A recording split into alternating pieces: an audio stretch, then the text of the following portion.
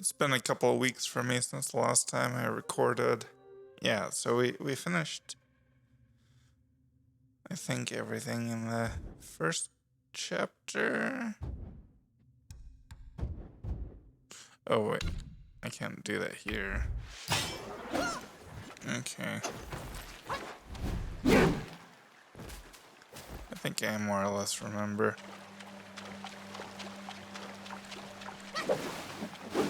No. It's alright. I'm gonna do that a bit because...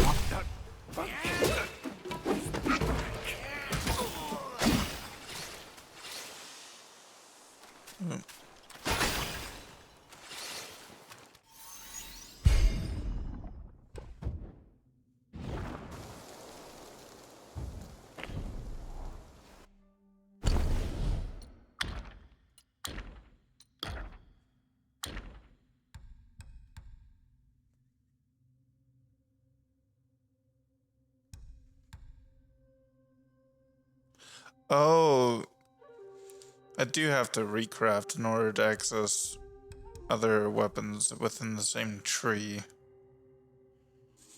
I definitely want that, though. Okay. I don't understand why this shows up again. Like, it's not gonna give me another skill point. It never has in the past, anyway. Oh, it looked like a... looked like a note or something for a split second out of the corner of my eye, like some kind of letter I could read on the wall.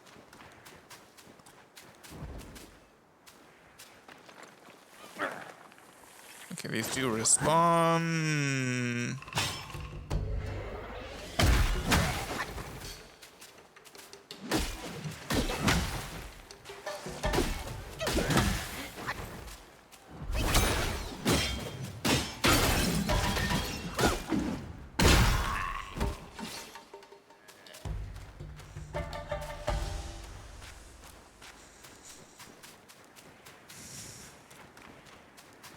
I wasn't sure if those respawned or not.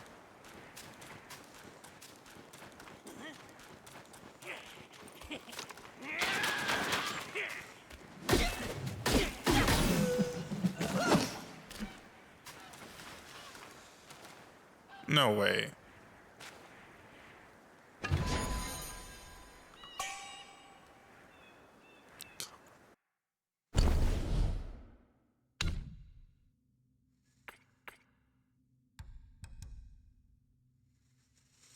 After using the gourd, the next rock solid costs no mana for a short duration. Huh.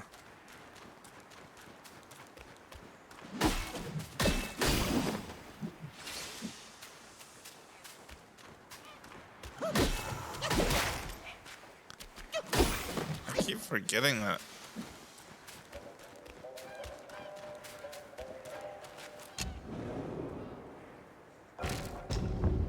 It's been so long since I played this game.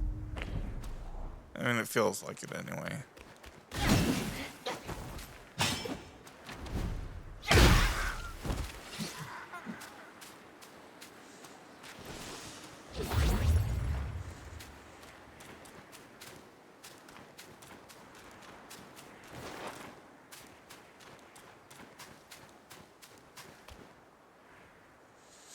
Right, so when you absorb one of these things, I've noticed that it refills your gourd.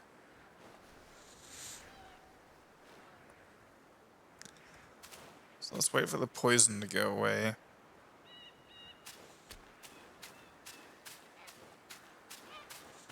I don't think I've been up here, actually. I think I might have got to that poison enemy and turned back for some reason.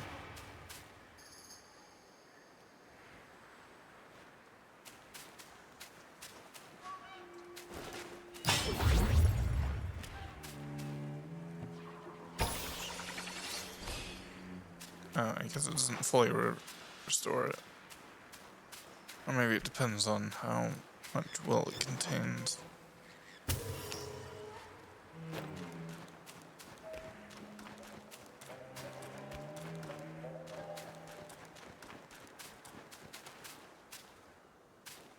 Right. Maybe I did come this way.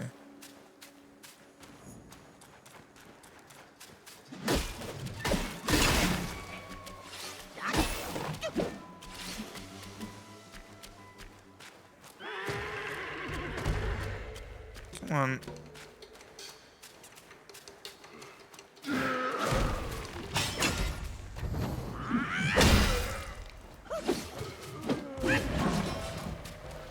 Oh.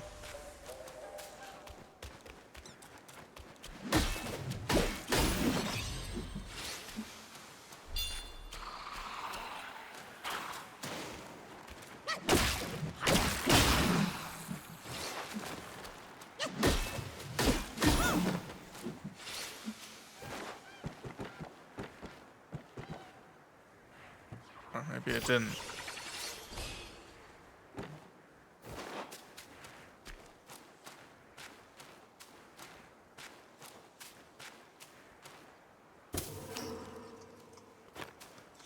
I don't think those things respawn. Okay, yeah, no. Well, I mean, Jinch's temple had a bunch of these that we didn't get.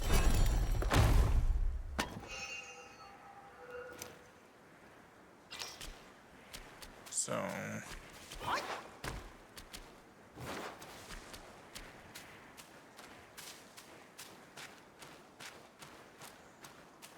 But, yeah, no, this doesn't look familiar.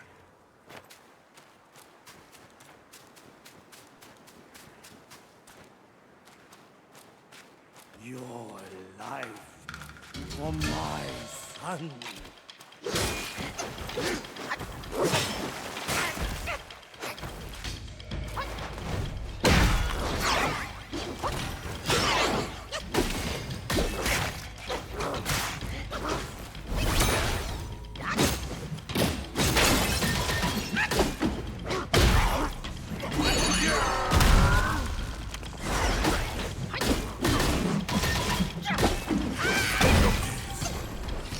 Is my karma. I shouldn't have. With all my skills, I failed. You shouldn't have what?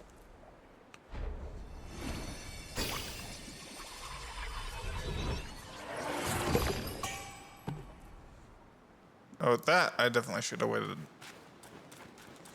That definitely.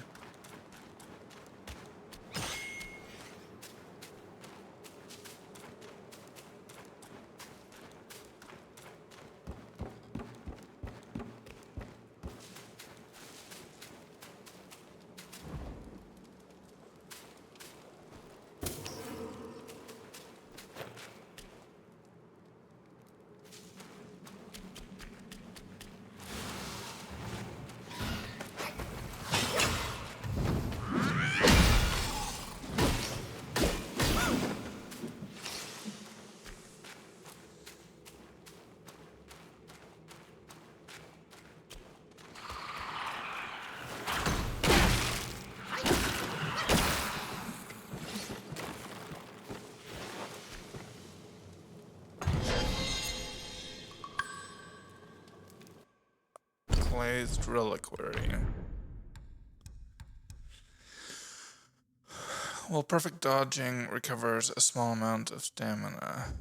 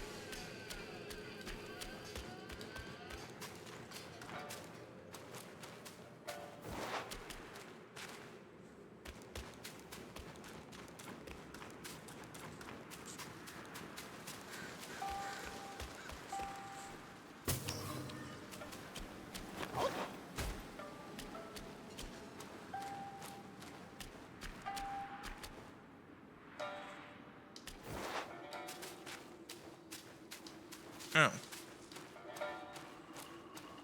Okay.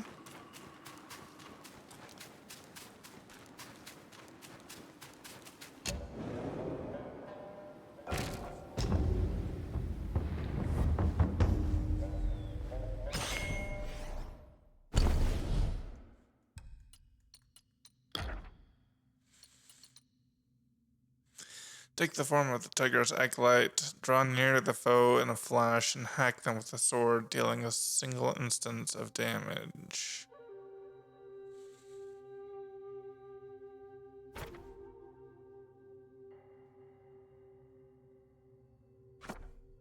Okay.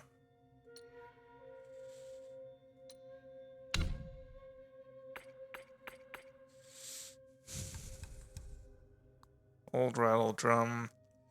Though this rattle drum is somewhat worn and tattered, when shaken it still makes a lively chatter.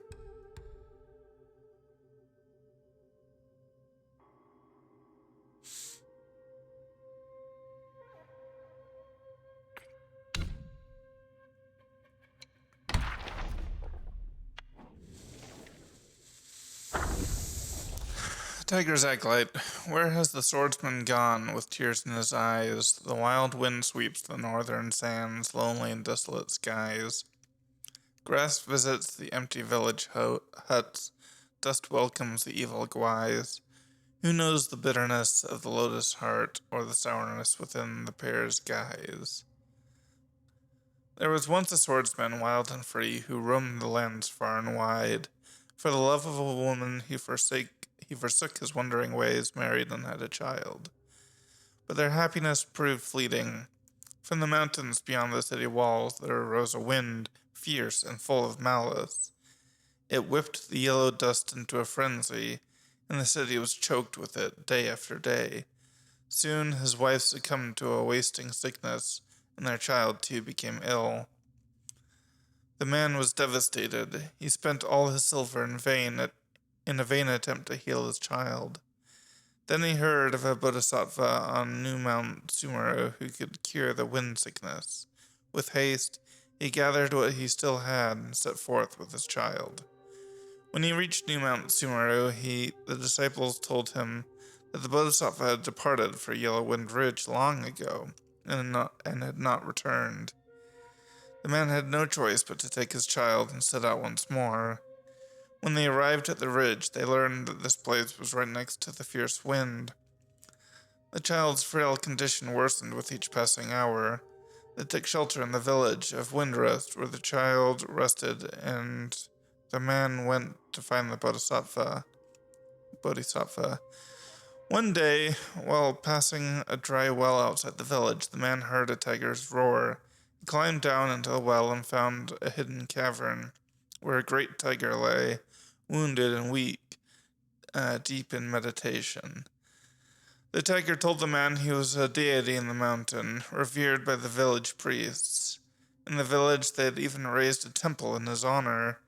He said he'd been ambushed by the Yaogwai that stirred up the fierce wind and took over his temple. That's why he was in this pitiful state.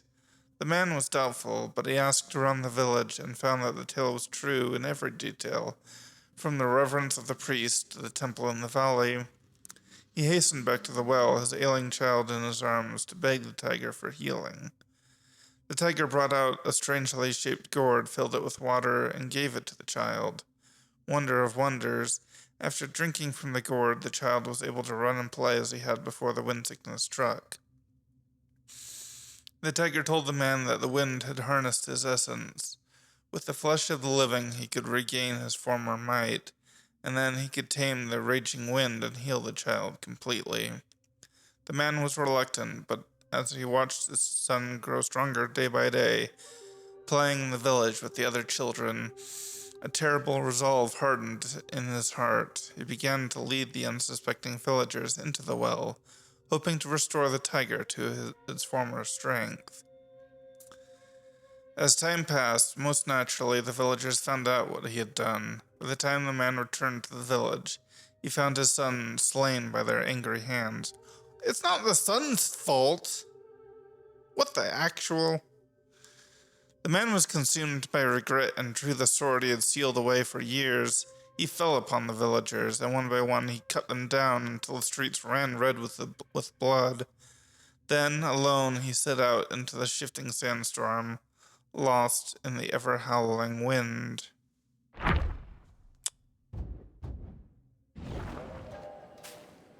Okay. Well, that's fun.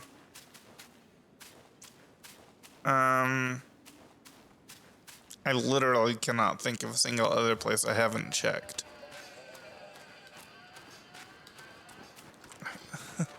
I cannot.